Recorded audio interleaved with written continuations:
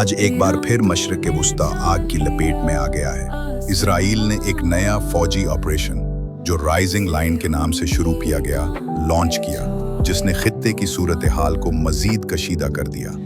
एक तरफ इसराइल की फौज ने एक भरपूर हमला किया तो दूसरी तरफ दुनिया की ताकतें भी चौकनी हो गईं कि ये आग मजीद कहां तक फैलेगी। इसराइली वजीर आजम की ताज़ा तकरीर ने भी सूरत हाल को मजीद तशवीशनाक बनाया, क्योंकि उन्होंने कहा कि ईरान ने जो किया वो एक डरावने ख्वाब की तरह हम सब की नींदें उड़ा सकता है। आज की गुफ्तगू के दौरान एक अहम नुक्ते की निशानदही की कि इसराइल ने जो F-35 जैसे लड़ाका तैयारे इस्तेमाल किए वो आम नहीं है। ये जदीद लड़ाका तैयारे छपी रहने की भी ताकत रखते हैं और उन्होंने तकरीबन आधा मशरिक़ वस्ता उबूर किया, लेकिन कोई मुल्क उन्हें बरवक्त निशाना नहीं बना सका।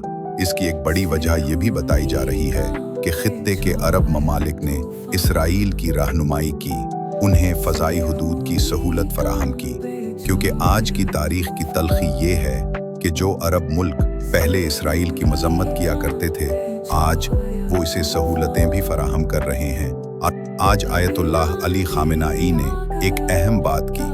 उन्होंने कहा कि अमेरिका और इसराइल की दुश्मनी की कोई हद नहीं। आज जो जोहरी प्रोग्राम की आड़ ले रहे हैं, कल कोई और बहाना ढूंढ लेंगे।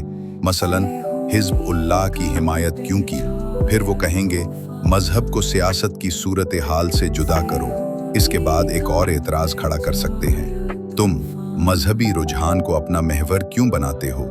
आयतुल्लाह अली खामेनाई ने मजीद कहा कि इसका कोई इख्तिताम नहीं, जो भी करोगे दुश्मन ने पहले से अपना एजेंडा तैयार रखा हुआ है, क्योंकि वो तुमसे दुश्मनी की ठान चुका है, चाहे तुम कितनी ही रियायतें दो।